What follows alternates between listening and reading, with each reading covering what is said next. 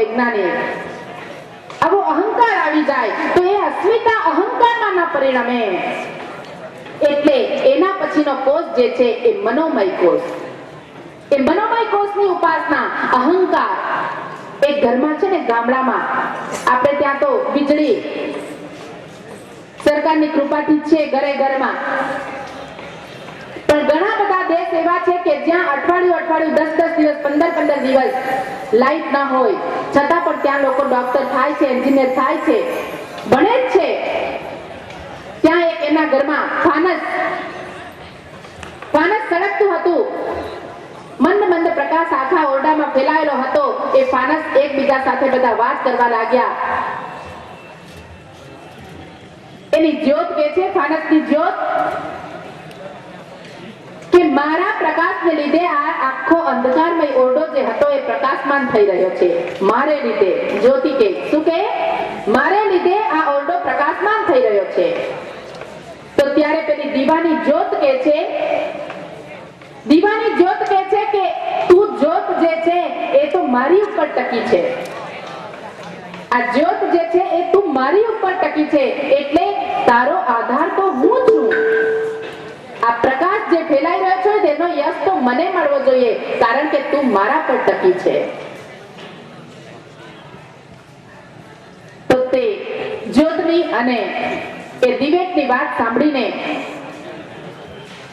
એ chimney, ફાનસની જે chimney કાચની, એ કહે છે કે રવા દો તમે, આ હું છું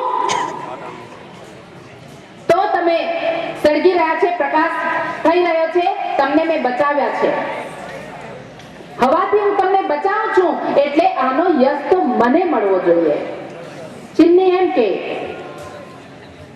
આ બધાની વાત સાંભળીને ફાનસ કે બધા તમે મોટી મુકાવાની રવા દો. આ જે પ્રકાશ થઈ રહ્યો છે એનો યશ મને મળવો જોઈએ, કારણ કે તમે બધા જે છે એ મારા અંગ છે, ફાનસના અંગ છે, મારા અંગ છે.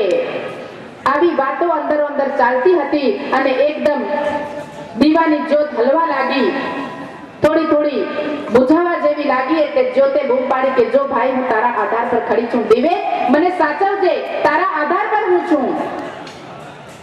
દિવેટ કે ચીમનીને કે અમને સાચવ, આ હલી રહ્યું છે. એ બધા થઈને ફાનસને કહે છે કે અમને સાચવ, અમે તારા અંગો છીએ, અમને સાચવ. પછી વિચાર્યું કે આવું કેમ થઈ રહ્યું છે?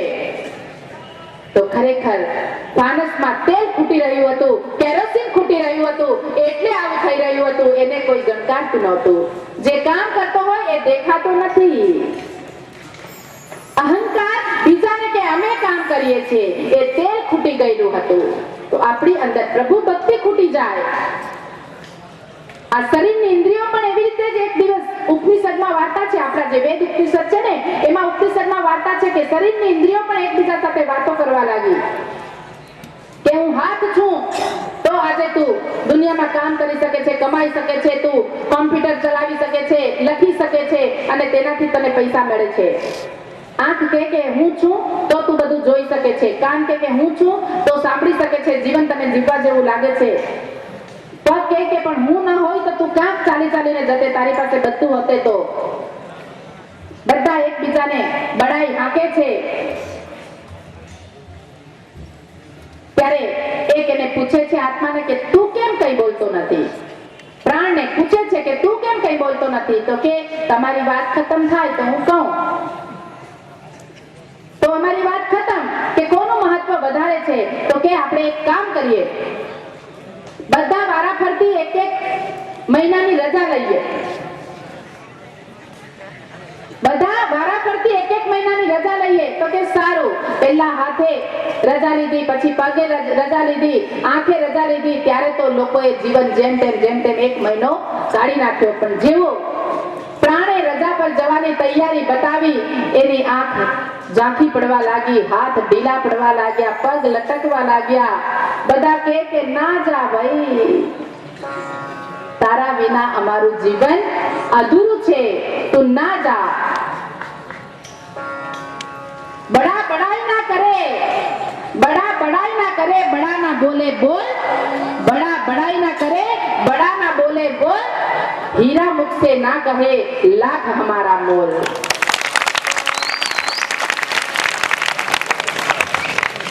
तो આપણું જે પ્રાણમય કોષ છે એને સાચવાનો અહંકાર નહીં, અહંકારની આહુતિ વગર આ સર્વ નકામું છે। અહંકાર જ્યાં સુધી આપણો જાય નહીં ને તો અહંકાર આપણી આગળ આવે છે। અહંકારથી આપણે કંઈ મેળવી શકતા નથી। અહંકાર અને આંધળો બરાબર છે। તો આપણને કેટલું પણ આવડી જાય, આપણને અહંકાર ના આવવું જોઈએ, વધવું તો જોઈએ પણ સાથે નમવું જોઈએ। ઝાડ પર જેમ જેમ વૃક્ષ પર ફળો વધારે આવતા જાય તેમ તેમ ઝાડ નમતું જાય, ઝાડ ઊંચું ના થાય। ખૂબ વાવાઝોડું આવે, વરસાદ આવે ત્યારે તમે જોયું હશે કે નદી કિનારેનું ઘાસ જે આટલું આટલું હશે પણ એ નમી જશે, એટલે પછી જ્યારે રેલનું પાણી જ્યારે જતું રહે છે ત્યારે ફરીથી પાછું એ ઊભું થઈ શકે છે, પણ મોટા મોટા ઝાડ, તોતિંગ ઝાડ જે તૂટી પડે છે એ પાછા ઊભા થઈ શકતા। એટલે નમ્રતા જીવનમાં હોવી ખૂબ જરૂરી જોઈએ। નમવું એ ખૂબ જરૂરી છે। તો મનોમય કોષની ઉપાસના કે મન જેનું મોટું એ દિવ્યાત્મા, સંભળાતું નથી?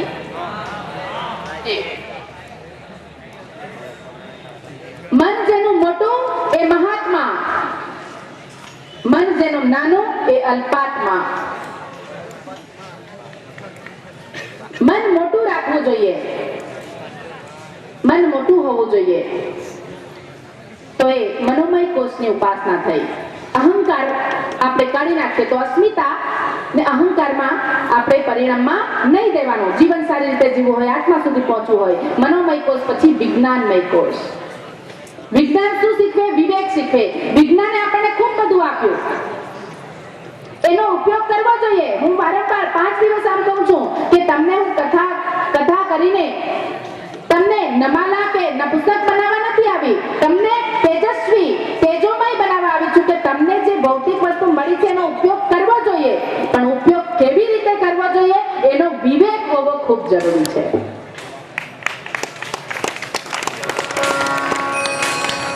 એનો કયા સમયે ઉપયોગ કરવો। પછી આપણે વિદ્યા મેળવતા હોય, ગુરુજી શીખવતા હોય ત્યારે પણ મોબાઈલમાં જ મંડ્યા રહીએ।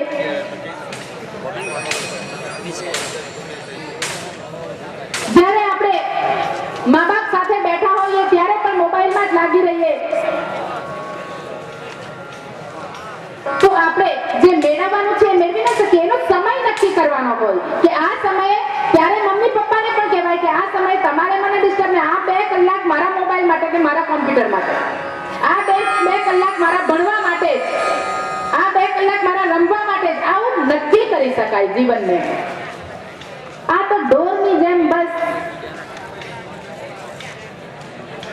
ગોવાળિયા પણ કામ ન લાગે, પછી જાતે નક્કી કરવું પડે। તો એ વિજ્ઞાનમય કોષની ઉપાસના। કોણે કેટલું વિજ્ઞાનમય કોષ એટલે જ્યારે મન આપણું ચંગા, મન ચંગા કથરોટ મેં ગંગા। ઘણા બધા આને ઇન્સ્ટ્રુમેન્ટ તરીકે જોવાનું। ઘણા બધા કહે કે આ ફર્નિચર છે ને કોઈ કે જે સાચી દ્રષ્ટિવાળો હોય એમ કે આ તો લાકડું છે। બધા ફર્નિચરને લાકડું તરીકે જ જોઈ। ઘણા બધા કે આ ઘરેણા છે, કેટલા સુંદર ઘરેણા, તો કે એ તો સોનું છે, તો કે કેટલા મસ્ત વર્તન છે, વાસણો છે। કુદ્રષ્ટિવાળો એમ કયા કરે આ વાસણ છે, મારે ત્યાં નથી, મારે ત્યાં ફલાણું નથી, ઢીકણું નથી। જે સારી દ્રષ્ટિવાળો હશે તો કે તો સ્ટીલ છે, એ તો પિત્તળ છે, એને ધાતુ સ્વરૂપે જોઈ। તે વિજ્ઞાનમય કોષની ઉપાસના કે તમને ચાકુ મળ્યો, ચાકુનો ઉપયોગ કેવી રીતે કરવો એ તમારા હાથમાં છે। તમને મોબાઈલ મળ્યો, એનો ઉપયોગ કેવી રીતે કરવો। તું કેટલા લાખની ગાડીમાં ફર્યો એ ભગવાન તને નહીં પૂછે। કાલે એક દૂસરાએ ખૂબ સુંદર સવાલ અહીંયા આવીને પૂછ્યો કે બધાને ભગવાન સ્વર્ગસ્થ જ કેમ લખે, કે કોઈ નરકમાં જાય આપણને શું ખબર। ખૂબ સુંદર સવાલ પૂછ્યો। એવાને મન થાય કે તો ત્યાં જઈને જ્યારે આપણે સવાલ આપણે એવું ઈચ્છીએ છે, અપેક્ષા રાખીએ છીએ કે બધા સ્વર્ગમાં જાય, પણ ત્યાં જઈને ભગવાન આપણને એમ નહીં પૂછે કે તું કેટલા કેટલા લાખની ગાડીમાં ફર્યો, ભગવાન એ જરૂર પૂછશે કે તારી પાસે જે ગાડી હતી મેં તને ગાડી અપાવી એ ગાડીથી કેટલા લોકોને મદદરૂપ બન્યો, એ જરૂર પૂછશે. તને જે વિદ્યા મળી તેનાથી તું કેટલા લાખનો પગારદાર બન્યો, કેટલા લાખ રૂપિયા કમાયો, એ ભગવાન નહીં પૂછશે, પણ તને જે વિદ્યા મળી એના દ્વારા તે કેટલા લોકોને રોજગાર આપ્યો એ જરૂર પૂછશે. તને જે વિદ્યા મળી તેમાં તે એ વિદ્યા તે કેટલા લોકોને શીખવી એ જરૂર પૂછશે. તો વિદ્યાનો સદુપયોગ કરવો કે દુરુપયોગ કરવો એ વિજ્ઞાનમય કોષ. અને પછી છેલ્લો કોષ કે આનંદમય કોષ, કે જેના અન્નમય કોષ, પ્રાણમય કોષ, વિજ્ઞાનમય કોષ, મનોમય કોષ જેના જાગૃત થઈ જાય અને પછી આનંદમય કોષ, આનંદ વ્યાપે, એ હંમેશા પ્રફુલ્લિત રહે, આનંદિત રહે. એટલે વિવેકાનંદ, દયાનંદ, સંપૂર્ણાનંદ, દરેક મુનિઓની પાછળ આનંદ લાગે. કેમ? સુખાનંદ, આની પાછળ આનંદ લાગે. જેનો આનંદમય કોષ જાગૃત થઈ રહ્યો હોય એ પછી આત્મા સુધી પહોંચી શકે. એ હંમેશા હસતો રહે. પણ હસતા રહેવા માટે શું કરવું? આપણે જેમ કહ્યું, હસવું, હસાવવું અને હસી કાઢવું. એના જેવું બીજું શું યાદ રાખવાનું? કે કોઈ દિવસ કેટલી પણ દુઃખ આવે, કેટલી પણ વિટંબણા આવે, કેટલા પણ એવા દડા આવે કે આપણાથી રમી શકાય એવા ન હોય, વાઈટ જાય ભલે જવા દો, ત્યારે આપણને કંટ્રોલ કરતા આવડવું જોઈએ. વાઈટ બોલ જવા દો, એક્સ્ટ્રા બોલ બીજો આપશે ભગવાન. ત્યારે નિરાશ નહીં થવાનું, નિરાશ નહીં થવાનું ત્યારે. અને એને ફરીથી એની તૈયારી કરવાની કે કેવી રીતે એ દડાને રમી શકાય. નિરાશ થઈને એને બેટ પછાડીને ભાગવાની કે સ્ટમડા પછાડવાની જરૂરત નથી, ગુસ્સો કરવાની જરૂરત નથી. ફરીથી એને શૂન્યમાંથી જે સર્જન કરે એ માણસ, એ આનંદમય કોષ એનો જાગૃત થાય. તો એટલા માટે શું કરવું કે કોઈ પણ પરિસ્થિતિ આવે રડવું નહીં. જેમ હસવું, હસાવવું અને હસી કાઢવું, એવી રીતે રડવું, રડતા ધોતા, બોલો ને, રડવું નહીં, રડવું, લડવું નહીં. બીજું શું યાદ રાખવાનું? લડવું નહીં, રડવું નહીં, લડવું નહીં, અને ત્રીજું કોઈને નડવું નહીં. કોઈને નડવું નહીં. કોઈ જો આપણું કહેલું ના કરે, કોઈ આપણો ખાસ દોસ્ત હોય પણ એને જો આપણું કહેલું ના કર્યું હોય તો એને આપણે એમ કહીએ કે તને તો હું જોઈ લેવા, તો એ દોસ્તનો પ્રેમ નથી, એ દોસ્તની સાથે તારો પ્રેમ નથી. પ્રેમ તો ત્યાગમાં આવે કે એને ગમતું છે તો એને કરવા દે, કઈ નહીં, આપણો દોસ્ત છે ને એને એમાં આનંદ આવતો છે તો એને એ કરવા દો, તે પ્રેમ છે. એને મારે, એને ફટકારે એ પ્રેમ નથી. તો આ આનંદમય કોષ આપણો જાગૃત થાય તો આપણે પંચ તત્વ, પંચ પ્રાણ, પંચ કોષ ની ઉપાસના દ્વારા આત્મા સુધી પહોંચવા માટેનો માર્ગ આપણને મળી ગયો કે આવી રીતે આપણે જઈ શકીએ પ્રાણાયામના માધ્યમથી. તો આપણે કેવી રીતે જવાનું? તો હવે આના માધ્યમ દ્વારા આપણે રંગાઈ જાઓ રંગમાં. શ્યામ રંગે રંગાયો અર્જુન, રામ રંગે રંગાયો હનુમાન. અમારા આઈટીઆઈ બિલ્લીમોરા ના જે બધા યુવાનો છે એ આત્મમંથનના રંગે રંગાયા. અને એમ કહેવાય કે સ્વજનની વચ્ચે માણસને થાય કે સ્વસ્તો રહું, સ્વજનની વચ્ચે માણસને થાય કે સ્વસ્તો રહું, તો છતાં એ સ્વાર્થ ઉભો થાય તો માણસને થાય ખસતો રહું. અલ્પ છે જીવન માણસને થાય કે હું હસતો રહું, અલ્પ છે જીવન માણસને થાય હું હસતો રહું, તો છતાંય જુદાઈના પિંજરે હું ગણસતો રહું. બોલનાર રચી માણસને થાય કે હું બસતો રહું, મારું મારું કરીને બસતો રહું. પણ આત્મમંથનનો આધાર લઈ માણસને થાય કે હું જીવતો રહું, શિવોહમ શિવોહમ કરતો રહું. તો રંગાઈ જાને રંગમાં, તું બી રંગાઈ જા. સીતારામ તણા સત્સંગ હે રાધે શ્યામ તણા તો રંગમાં રંગાઈ જાય રંગમાં તો રંગાઈ જાય રંગમાં સીતારામ તણા સત્સંગમાં રાધે શ્યામ તણા તો રંગમાં રંગાઈ જાય રંગમાં તો રંગાઈ જાય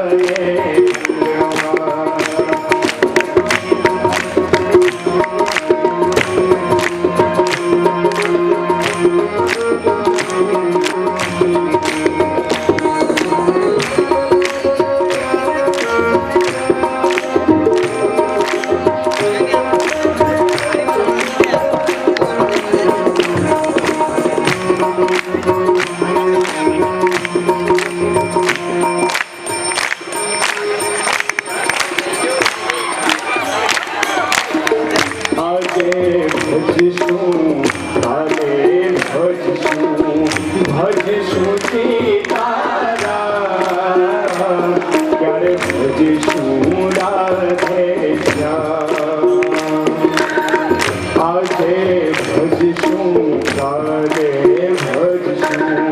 ભજશું સીતારામ ક્યારે ભજશું રાધે શ્યામ શ્વાસ ઘૂંટશે નાડી તૂટશે શ્વાસ ઘૂંટશે નાડી તૂટશે પ્રાણ નથી તારા રંગમાં રંગાઈ જાય રંગમાં તું રંગાઈ જાય રંગમાં સીતારામ તારા સત્સંગમાં રાધે શ્યામ તણા તું રંગમાં રંગાઈ જાય રંગમાં તું રંગાઈ જાય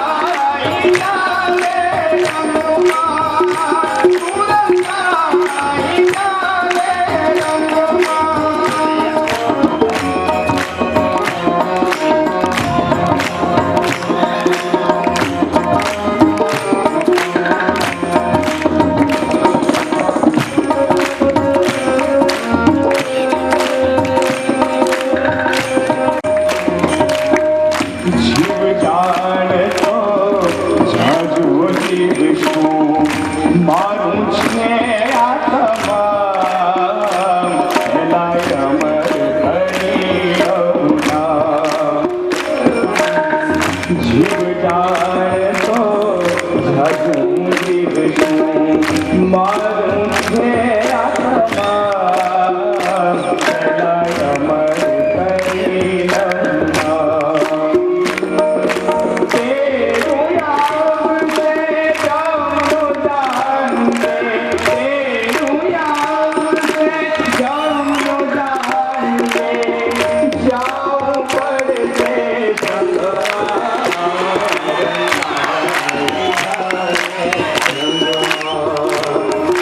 રંગાઈ જાય રંગમાં સીતારામ તારા સત્સંગમાં રાધે શ્યામ તારા તું રંગમાં રંગાઈ જાય રંગમાં તું રંગાઈ જાય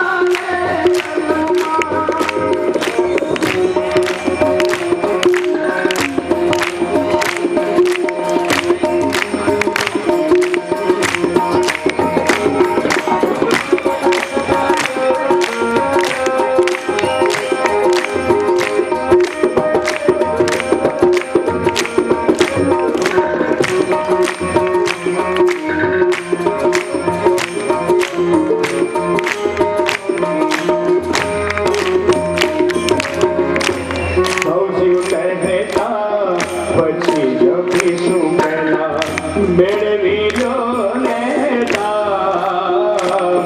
રહેવાલા કરી લઉં સૌજીવ કહેતા પછી જપીશું પહેલા મેળવી લો નેતા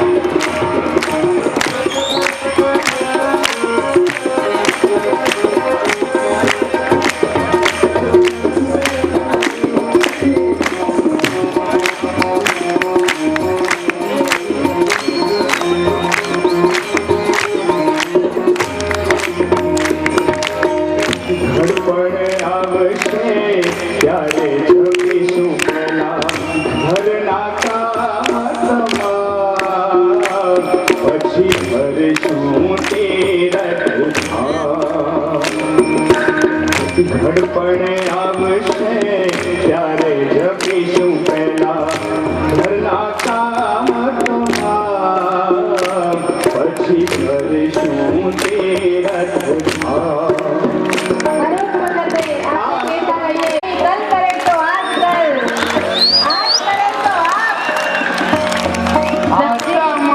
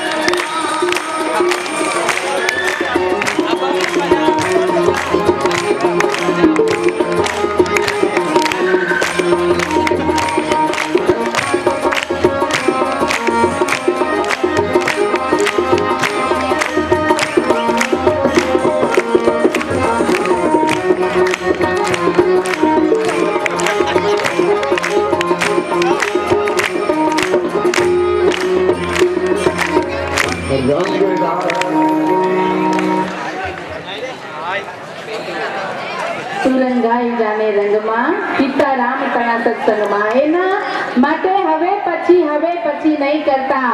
જ્યારે પણ સમજ પડી ત્યારથી જાગ્યા ત્યાંથી સવાર અત્યારથી જ આપણે સાચા હૃદયથી એક એક માળા કરતા રહીશું. ભગવાનનું નામ સાચા હૃદયથી લેતા રહીશું તો આપણી પરીક્ષા તો આવશે.